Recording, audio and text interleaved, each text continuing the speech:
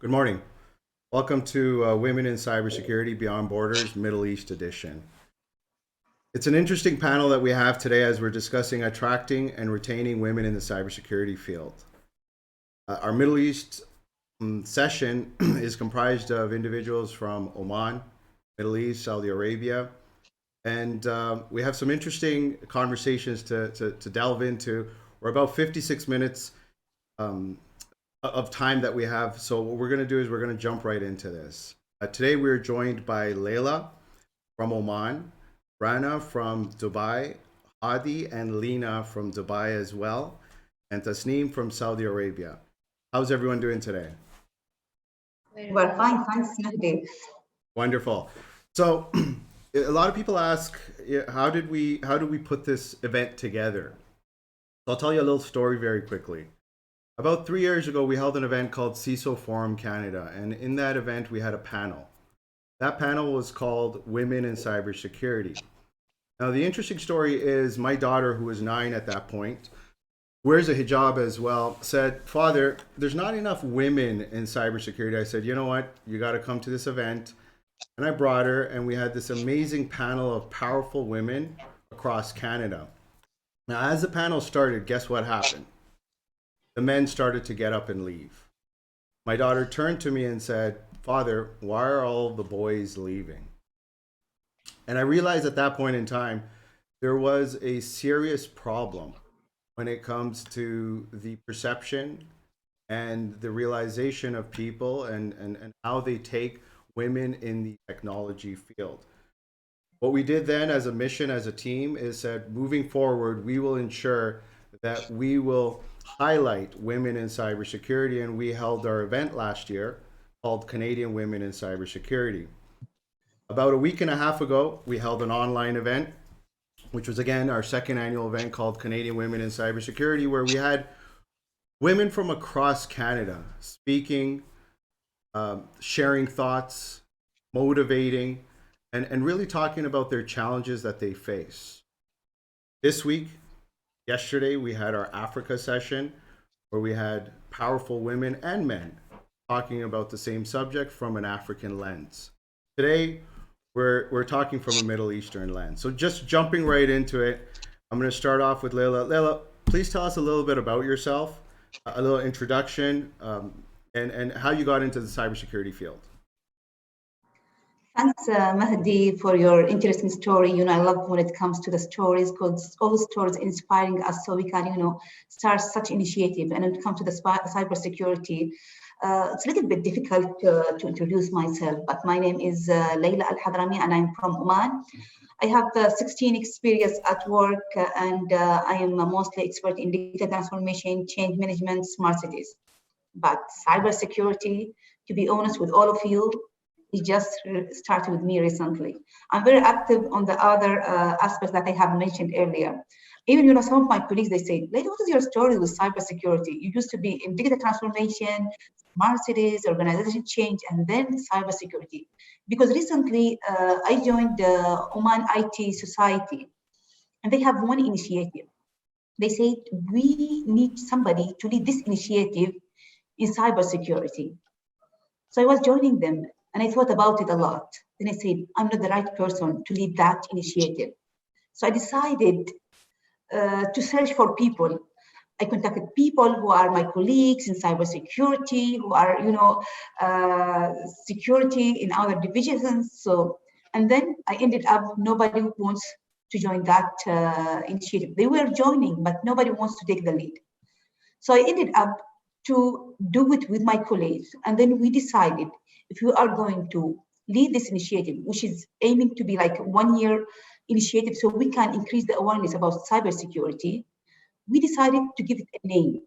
We call it Aman. So what do we mean by when we say Aman? Aman in Arabic means be safe. And one of the reasons that, it's really touched me deeply in my heart, because as I said, I never was on the cybersecurity. I started thinking about the woman, about the girls who's, because there is a big percentage regarding, women or girls who get blackmailed. They got blackmailed, and then what happened? And when it comes to the Middle East, in the Middle East, it's a little bit different from the other societies because the nature of the girls and the women, they feel a little bit shy. Even when it comes to the men, it's not an easy to go to any place with police or public prosecution. So you can just open a file so you can complain about a blackmailing and so on. So most of the girls, they keep silent. And this is one of the things that we need to drive the attention to it. How can we all be influencers? How can we be all as a woman? Do we have to be specialized in cybersecurity so we can help these women, these girls? No. We should be all. When it comes to cybersecurity, it is the responsibility of all of us so we can be part of this, so we can be all cybersecurity. And Mahdi, you mentioned it, we are all cybersecurity. So we are all like warriors. We have to support all of these categories who are getting blackmailed. How can we really help them? How can we support them? So that's how I'm starting in cybersecurity. This is my story in short, and I don't want to make it longer so we can go on with it. Absolutely. No, thank you. Thank you for bringing up your history behind this and some of the challenges. And one of the things we are going to be talking about is the lack of women role models and mentors. So I'm glad you brought up that point, and we will unpack that shortly. We're going to go now from the beautiful sands of Oman to the fresh air of Saudi Arabia, and we're joined by Tasnim. Tasnim, welcome to Cyber Exchange. Please tell us a little bit about yourself and how your journey and how you got to where you are today. I wanted to start off by saying thank you for this bringing awareness to this really important topic. So I started out back in high school. So I was taking computer classes, and I was really interested by cybersecurity and how to really keep ourselves protected on the internet. And a lot of really what motivated me was the fact that I had really interesting teachers who really kind of showed me that this is something that I can succeed in and something that I can take as a career path. And after completing my bachelor degree in computer science, I became interested in the field, and I joined a role as a security operations center. So that gave me really a lot of exposure of what it really means to work in the cybersecurity field. And at that time, I was actually the only woman at the team. And I think that was a little bit intimidating at first, but I think that it really helped me to kind of improve my skills. And shortly after, my another female colleague joined us as well. So I think it really helped me to kind of become used to what it means to be in the cybersecurity field and to be in the middle of the action. Thank you, Tassim, for highlighting one of the other parts of this topic that we do want to get into, and that is the environment that you come through. And starting off at a high school, getting involved in technology, that's where it really starts off. And now we're going to go from the beautiful fresh air of Saudi Arabia to the warm beaches of Dubai.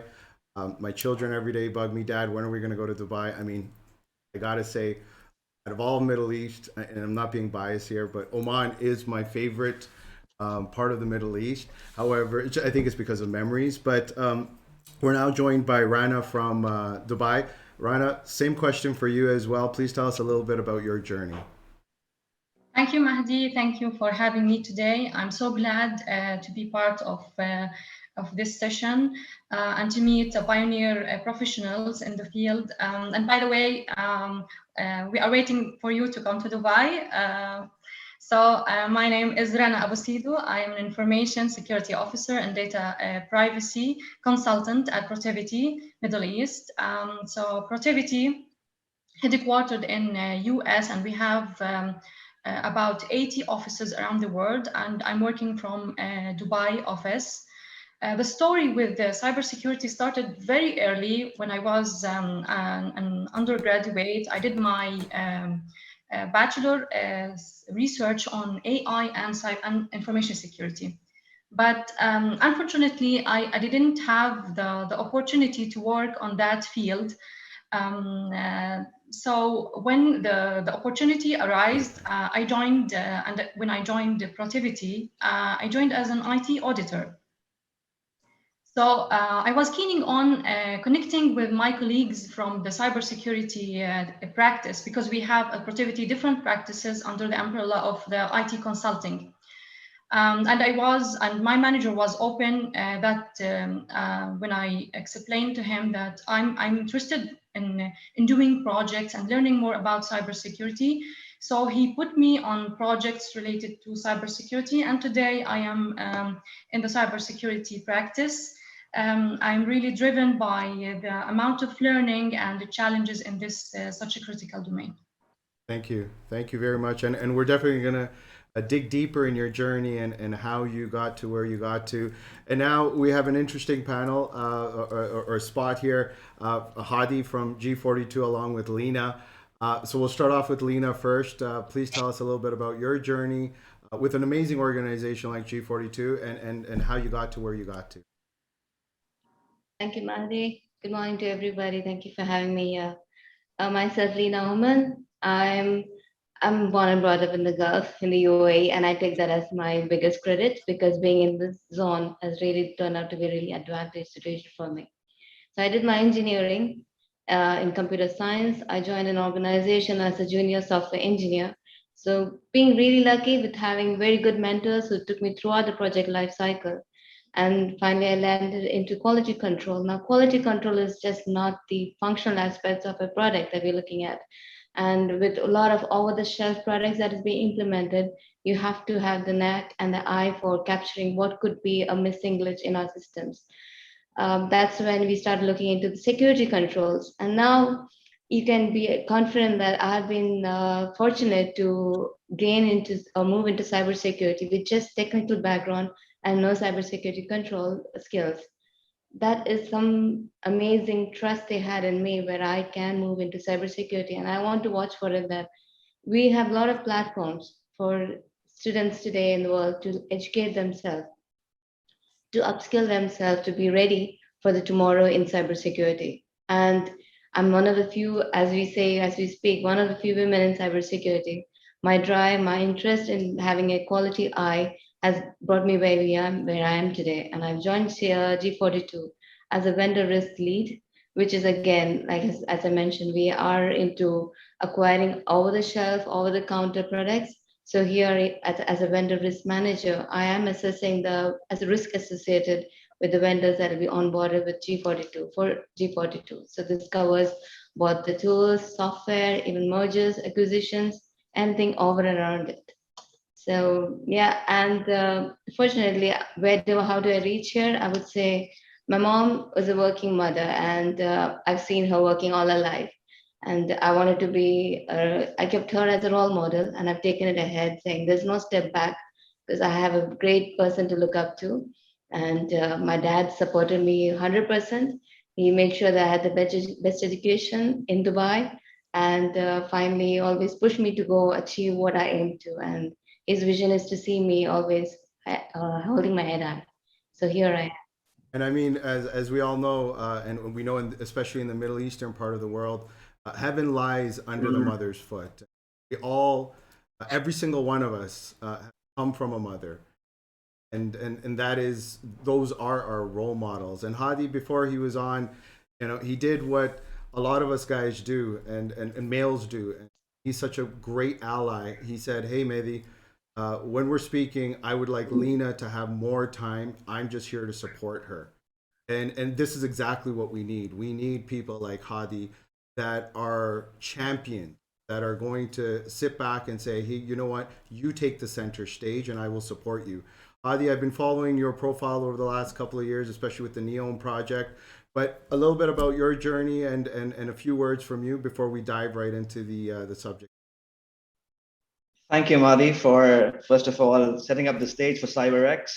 It's a phenomenal platform for all of us to talk on, and I really look forward to your session. So going towards answering your question, the fact that I am the only man in the panel and representing 20% of the panelists is exactly what we want to go in this field of cybersecurity.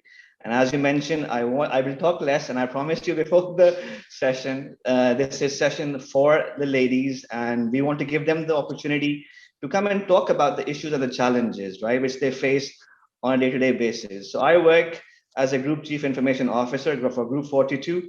Group 42 is an AI and a cloud service provider. We are now the national cloud service provider for the UAE. And my background is in the police in the UK. So that's where technology and protection and security came into my mind. In my view, technology deployment is the easy aspect, but securing that is where the challenge lies. When two countries go to war, you know who your enemy is. In cybersecurity, you have absolutely no idea who you're fighting against, who is on the other side. And that's what keeps me on my toes, keeps me thinking all the time, making sure whatever technology is being deployed in my organization, we are at the same point considering the security controls which go side by side, hand in hand in the deployment phase and from the design aspect. So when we say security and privacy by design, we make sure that we are actually implementing that concept in everything we deploy. Thank you. Absolutely. And privacy by design, Dr. Ann Kavukian, who consistently enjoys our platform, former privacy commissioner of Ontario, when she built out the privacy by design, it was really to protect everyone. And so we just want to jump right into this now. The topic is called attracting and retaining women in cybersecurity. There's two sides of this coin. One is about attracting, and the other part is retaining. And the last couple of days I've been thinking, in 1950, 60, you had the journey of plane, where commercial flying became a norm. And what that did is it brought globalization. It allowed people to share cultures and languages and religion in a unique way. And then in 1990, something interesting happened, and you had the World Wide Web, right? The internet. And you had this new global community where we started to learn about each other a little bit more through just really sitting in front of your computer. But what I found that happened was we started to sort of block ourselves in for the last 10 years, where we created our communities, we created our silos, and we all know what likes of social media does. Once you start liking certain things, that's the silo that you're in. And being in Canada, we get a different view of what the Middle East is. I myself travel to the Middle East quite a bit, and the way the Middle East is perceived in Canada is completely different, what it really is. So COVID changed that a little bit for our organization. What that did is it allowed myself, a person like myself, to reach out to Laila, who I've never met before, and say, hey, we got an event going on, and she said, I'm in. So we're going to start off with Laila right off the bat. With regards to your years, in the field, 16 years you've been there, you started something called Be Safe, which is very interesting. And I want to really peel away at that, and that is unequal growth opportunity. In Oman, are you seeing change in the growth opportunity that women in the past did not have, that are now being their careers? Laila? Yes, I could see, we are always given the opportunity to speak and going and so on. But, sometimes women need somebody to empower them. Because some women, they are very good. They have all the experience. They have all the certificates and so on. But when it comes to speaking, they'll say, no, we do not have that trust. And that kind is not just with the woman, sometimes even with the men and so on. So sometimes we need just somebody, to have that power so he can empower these people so they can go outside. And when it comes in cybersecurity, we need everyone. We need everyone to be part of this. Because, as Hadi said, now when somebody is attacking us, we don't know, the identity, the real identity of that person. And it's now, like a risk, not just, in our community, but in every house, in every organization. So it's affecting all the different sectors when it comes to the, any country. And, when you say the Mahdi, we used to have, the world war and so on, and we have new community and so on. In the past, it was, by the weapons and so on, but nowadays, cybersecurity is affecting everyone. So we need to empower everyone so they can speak the same language, that we are all cybersecurity. So I know many ladies, for example, when it comes to cybersecurity, there's few names who are usually speaking about the awareness and so on. We don't have a lot of names. And when it comes to me, I just decided to be in, I thought about it from the, emotional and psychological side. It doesn't mean that you have to be specialized in cybersecurity, so you have to speak about the awareness and so on. You have to be, just a citizen that cares about the others. It's like, how you are trying to secure the others. It's the same when a mother trying to secure her kids, or a father is trying to secure his family, brother defending his sister, and so on. So it's becoming the responsibility of all. So when it comes to the woman, we have a lot of women, but sometimes we need to empower them. It can be empowerment from woman to woman, or from men to woman. And as Hadi said, he's now empowering his colleague. He said, I want her to speak. I want all these panelists to speak, and so on. So it's the responsibility of all of us who are speaking now and the one who are listening to us. Ask yourself, I'm seeing, and thank you, and I'm seeing you're a very powerful leader just on social media. I see the way you carry yourself, the statements you make, the contributions you make. Just wanted to ask you very quickly before we move on, who was your role model or mentor that you looked out for? Well, I have to say my father, he was the first one, because, since we were kids, he was always trying to let us speak. He said, for example, I remember when I was at school, if I said, even in the university, when I said, I'm going to have a presentation, he said, come and practice in front of me. Even now, with the kids, the grandkids and so on, he's always trying to give them a chance to speak.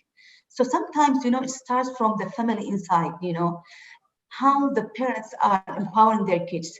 Do they give them the opportunity to speak, to express their opinions, or they just let them keep silent? Because, some of the, Middle East families, they have, the same concept that kids should just listen, they should not speak, and so on.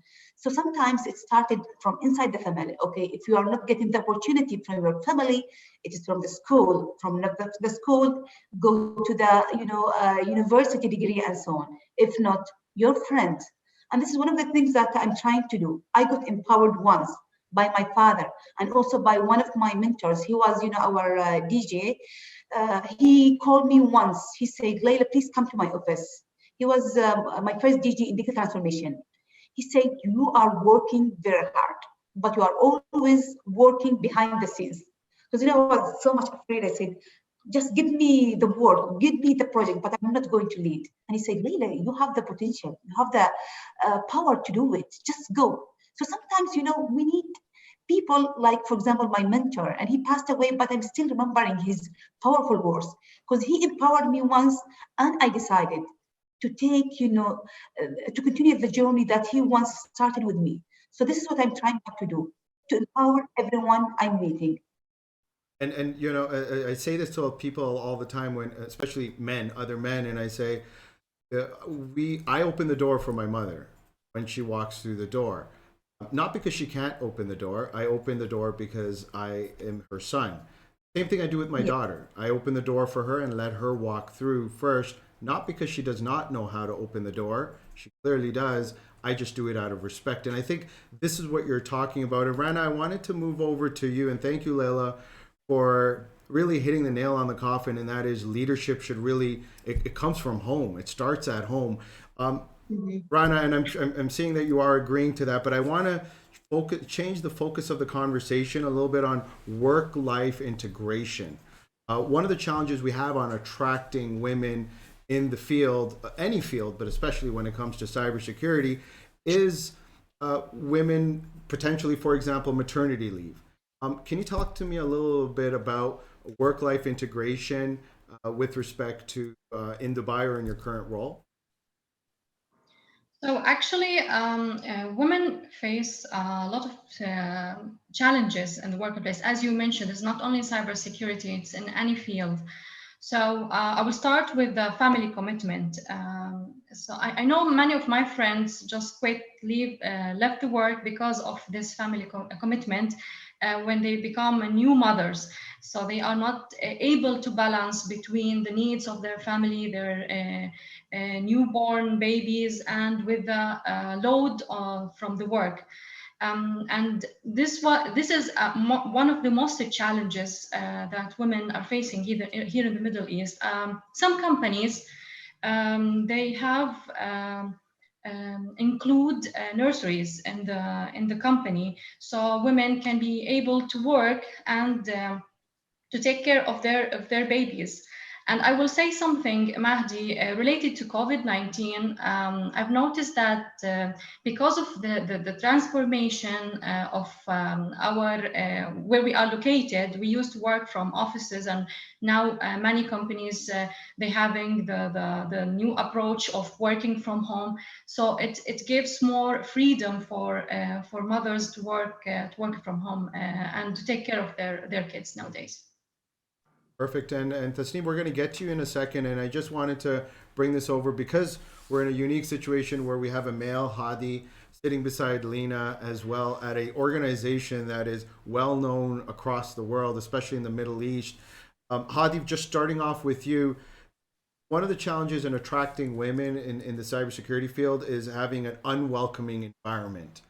And some of the stereotypes perceived in Canada is that the Middle East countries are very unwelcoming when it comes to women. Clearly, we can see that's not the case.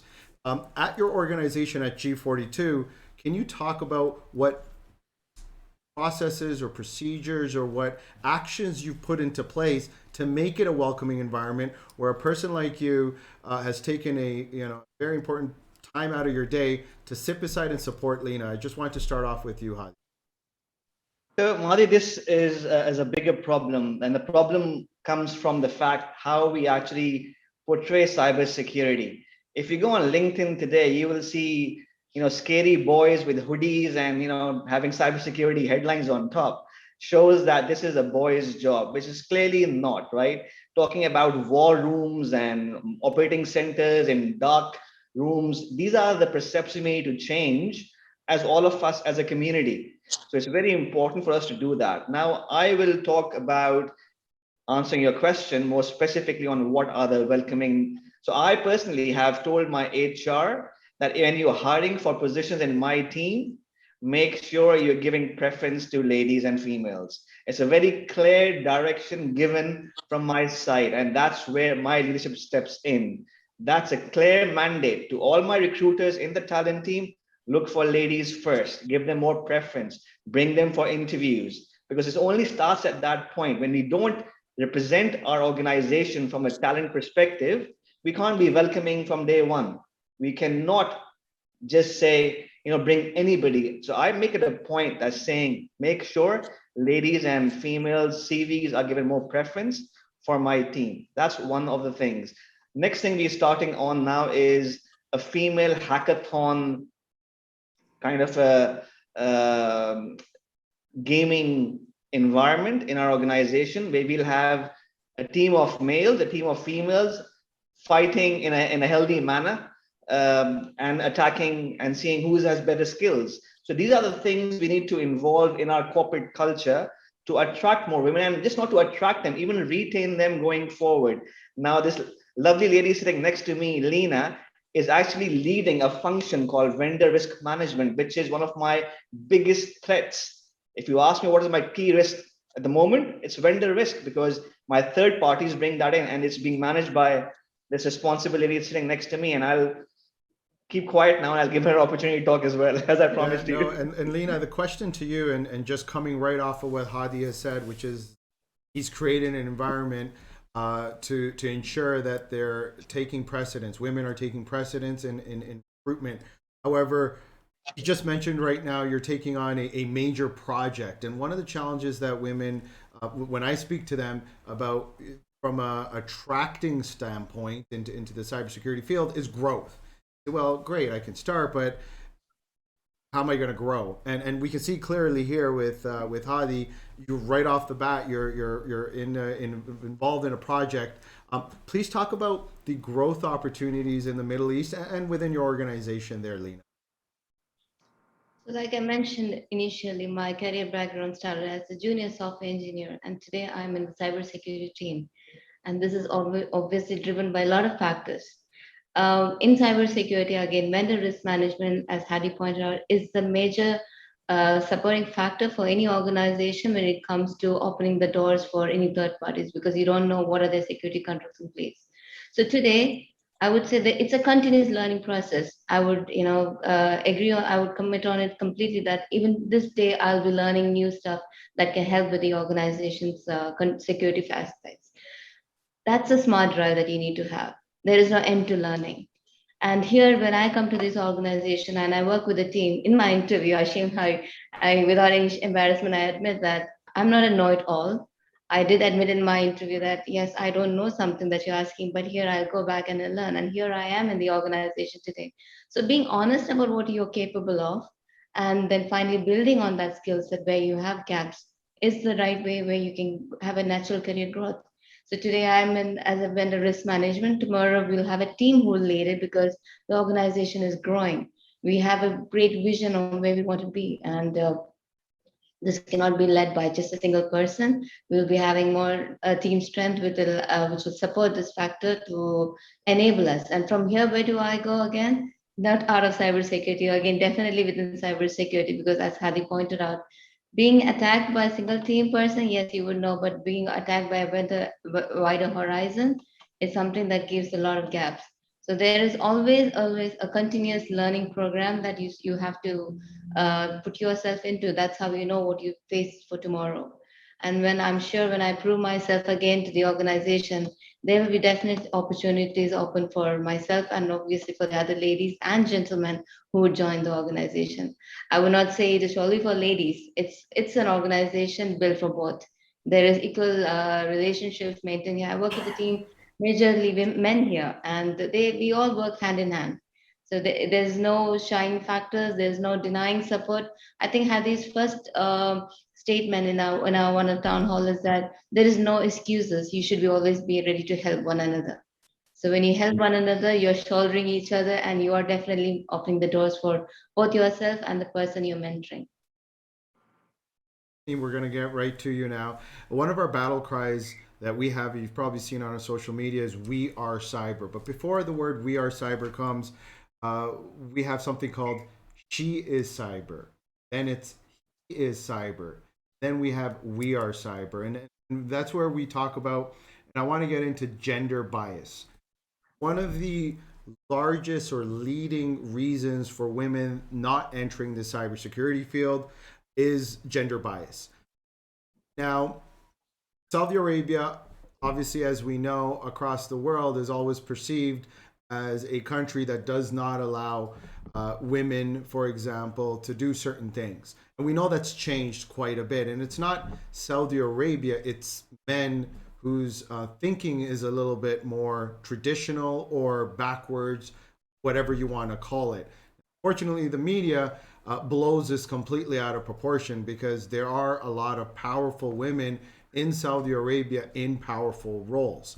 Tasnim, being in Saudi Arabia, you know, and obviously on the panel, you're probably the youngest on this panel, so there's so much you probably have seen till today. Can you talk a little bit about the challenges or breaking some of the stereotypes within Saudi Arabia when it comes to being a woman in cyber?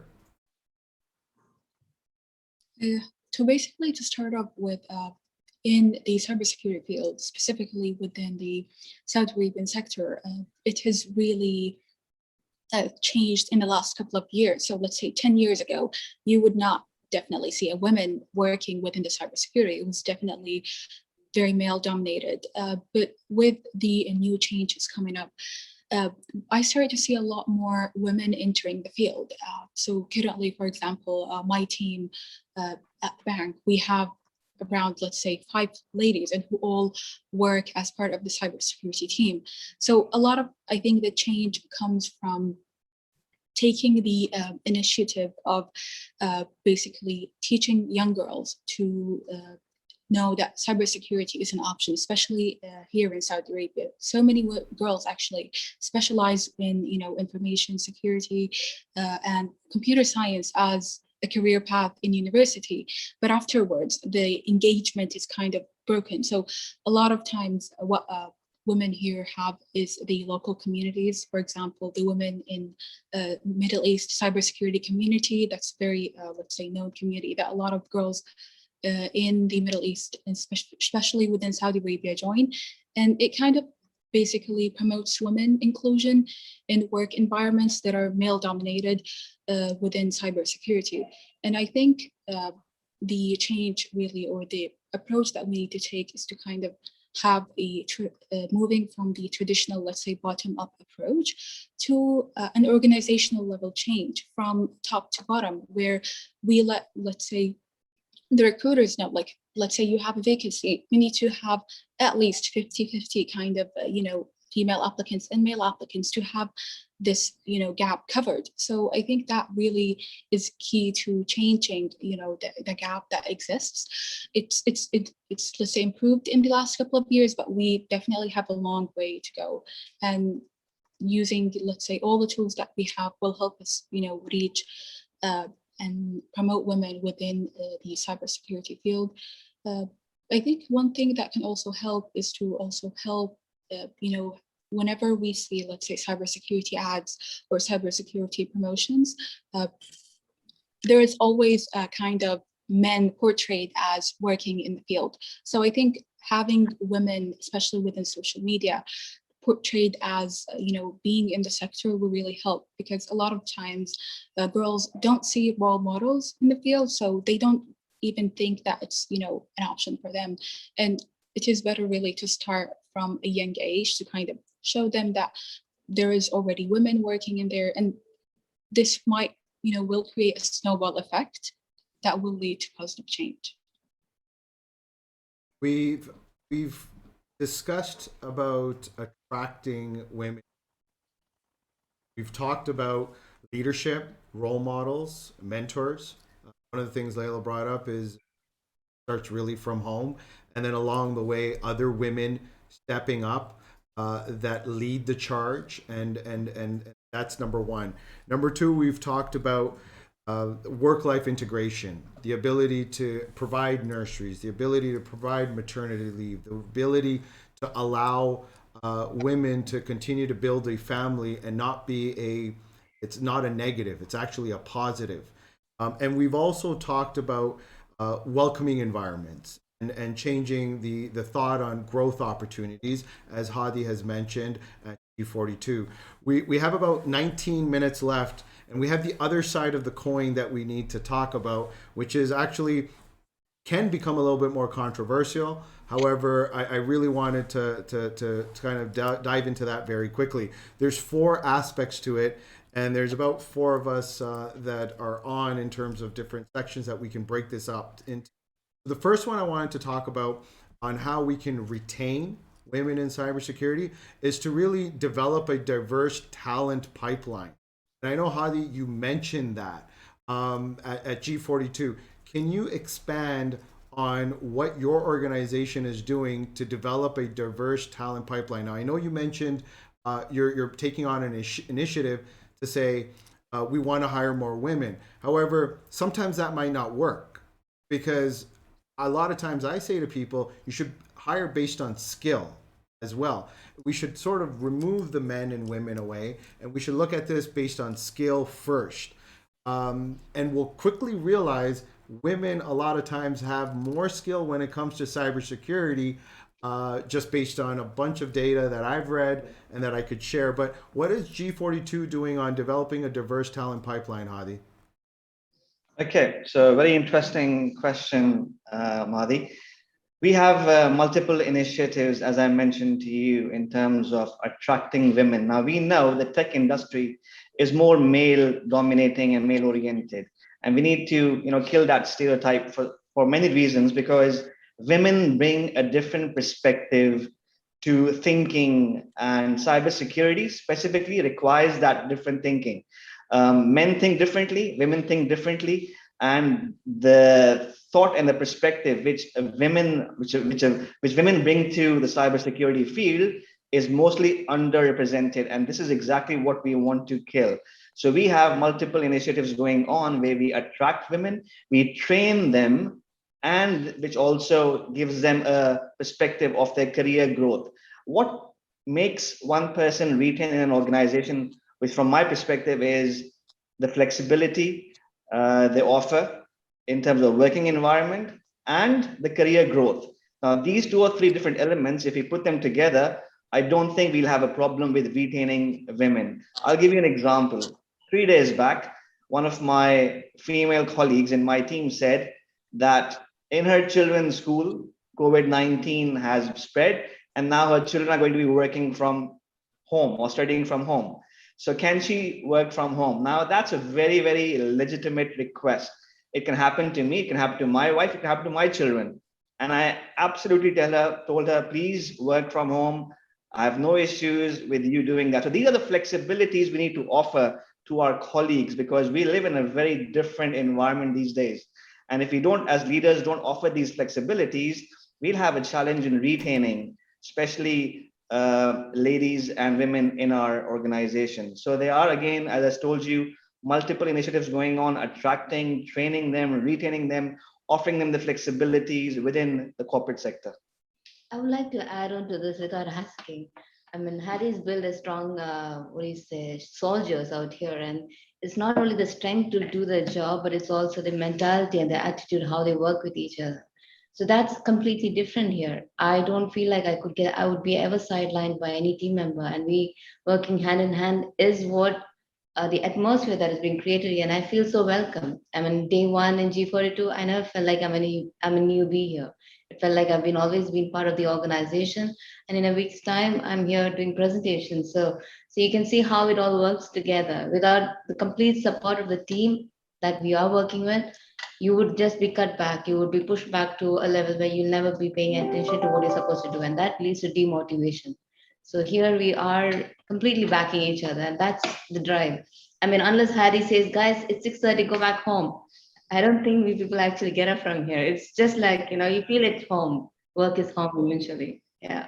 And Laila, and thank you very much, both of you, on talking about how to develop a diverse talent pipeline. The second item that I wanted to discuss, Laila, to you, is in terms of retaining women in cybersecurity, is to promote women to management and leadership role. And really, as an organization, looking at that, looking at your top, and actually brought this up as well, is looking at your organization from the top down and saying, how do we make those changes to promote women to management and leadership roles? Being in the role that you're in, Laila, can you talk a little bit about what are some challenges and what are some solutions to that?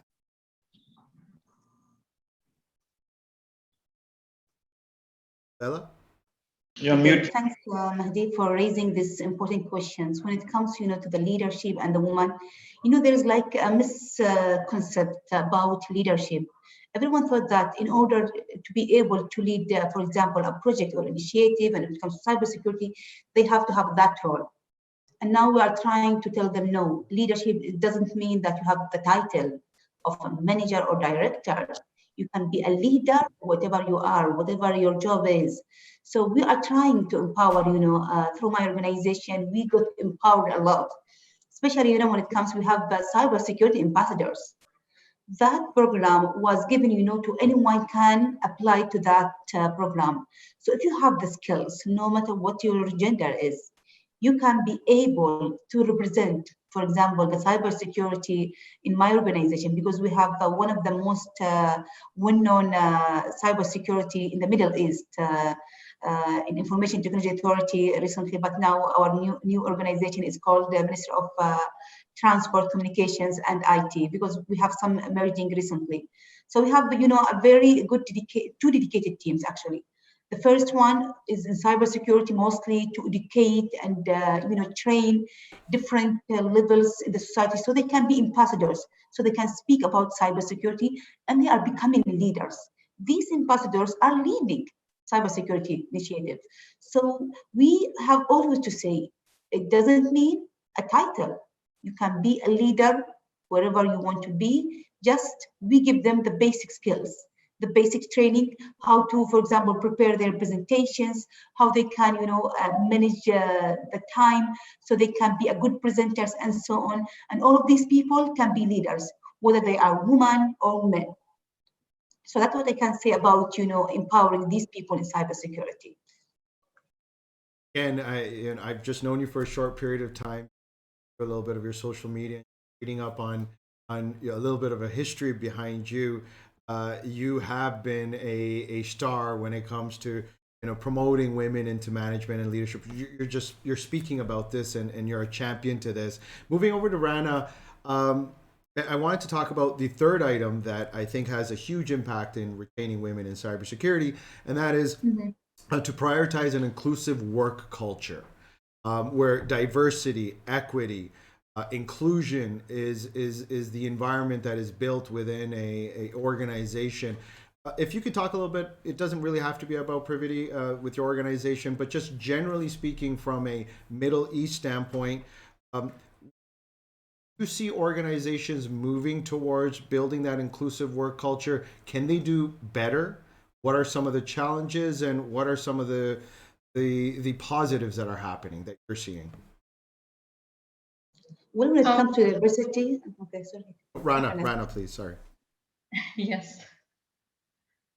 Yeah, Mahdi, this is in regard with the workspace, right? The culture that the company is imposing. So in the Middle East, we have diverse of cultures, even in the same organization. We have the cultures coming from people who are diverse from different places, from different nationalities. So, but exactly the culture to support, to attract and retain women, let's focus on that. I believe it started from the higher management. How supportive is the higher management? Are they are our managers, or the managers in the organizations, have the skills, the emotional intelligence, not only the technical skills, but also the emotional intelligence to be effectively communicating with employees, with let's say about communicate with women, communicate with men, communicate with the work, with the resources, with the human resource. We have the people of the organizations. Does the company have the clarity, the guide to provide the guidelines to the employee, to the junior when firstly joining the cybersecurity field or any field? Do they have a continual constructive feedback to evaluate the performance of the employee? So what we have, I will talk about what we have at Protiviti. As an example on the constructive feedback, we have a performance evaluation system. It's not only the manager who should evaluate the employee, it's also the employee. So after each project we are delivering, I am as an employee, I have the opportunity to evaluate myself. I can evaluate my manager, the project manager. Even the manager can also give a feedback, a constructive feedback to me about my weaknesses, my strength. So to build a culture with these concepts, with these principles, it's for sure will support the inclusive organizational culture. So we've just taken a step back. We're about 8 minutes away, and Tasnim, I'm going to bring this to you, and then we'll end off with a couple of more statements from hopefully all of you. We've dissected the attracting part. We've now delved into the retaining aspect to this, and one of the, I think, the most powerful parts of retaining is the empowerment. Empowerment not just in their current role, which is all equally important, but in the early stages. And Tassim, you talked about in high school, where you really got into engineering and math and technology and science, etc. What is the importance of early education when it comes to women or girls in not just in Saudi Arabia, but in the Middle East and even across the world? What would you tell the women right now that are thinking of entering cybersecurity or anything to do with technology? Definitely, I think early education, especially in STEM, is really important because a lot of times, if we focus on this at university level, we will miss a large subset of women because they've already decided what career path they would want to enter to. So starting early, I think, is key because it really kind of gives women the opportunity to see and to know about cybersecurity from an early age, and to give them that exposure, and to let them know that it's not just for men, it is also for women. It's open to all people from all demographics. So I think starting early is really important, and to do that, we can have women, let's say, or women CTF for, let's say, middle school girls or high school girls. So that will really give them the visibility to see, let's say, if a woman wins the award, they will see that, what, someone did it and I can do it too as well. So I think that really brings, a motivation for other girls as well, because they will see that, women can do it and it is also possible for them to do it.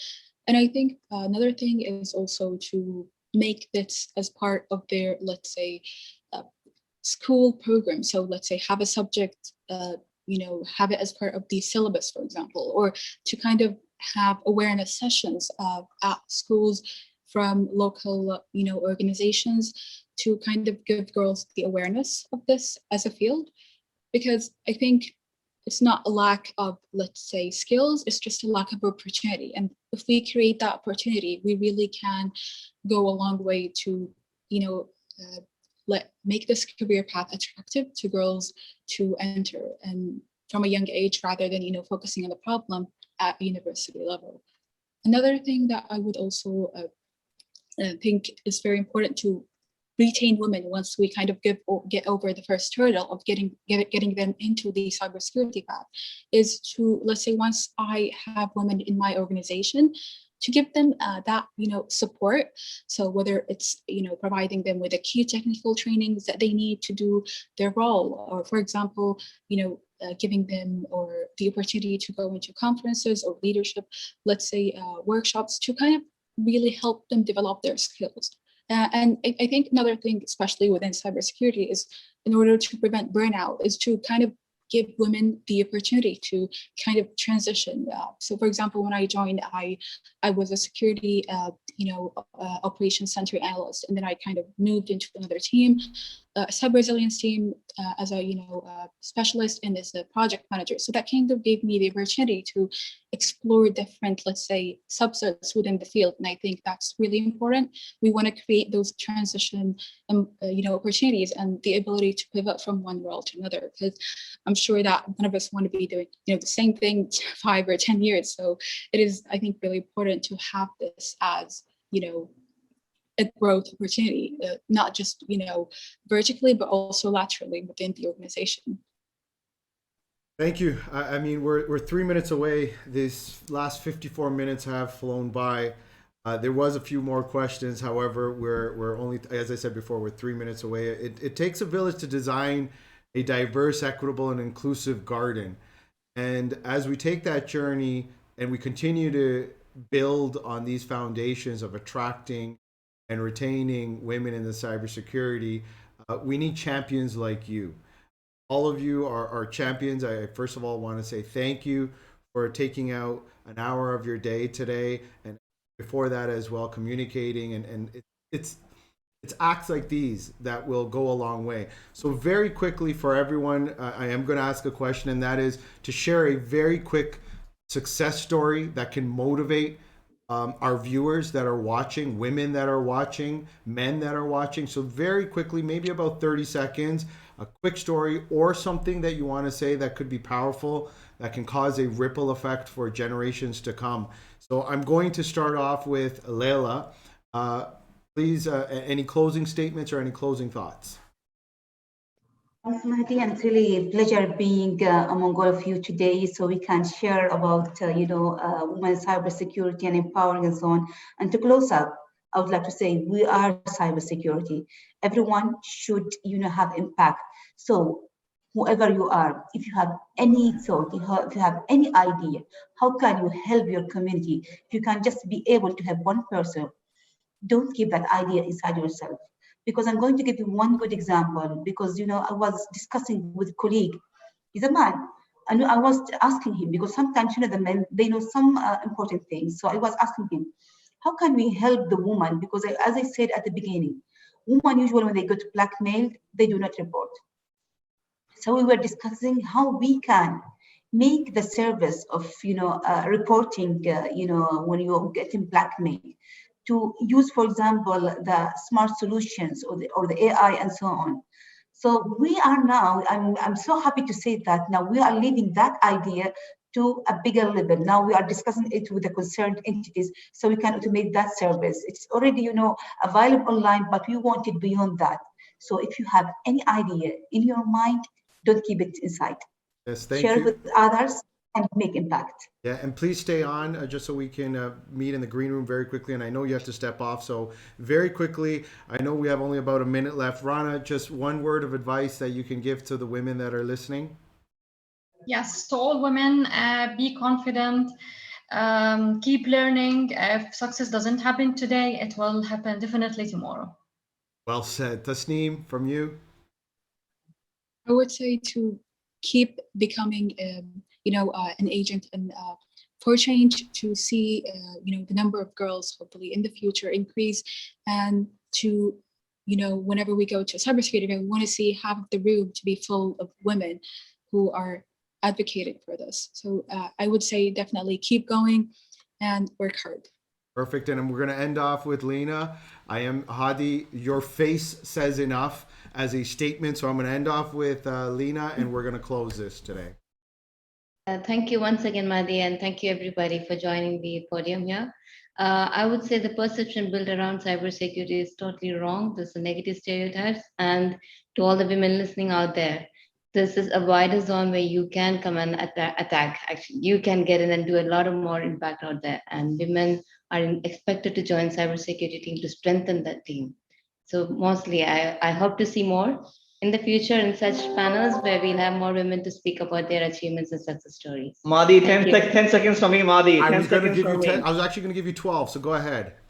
My message is not to women, it's to all the men listening out What's there, Please. to ensure that you are overly welcoming to ladies and women in the cybersecurity field. As brothers, as sons, as husbands, it is our job to ensure we welcome the ladies into this field, because together we are stronger and we are much more secure. So CyberX team, thank you for your platform in discussing this important topic.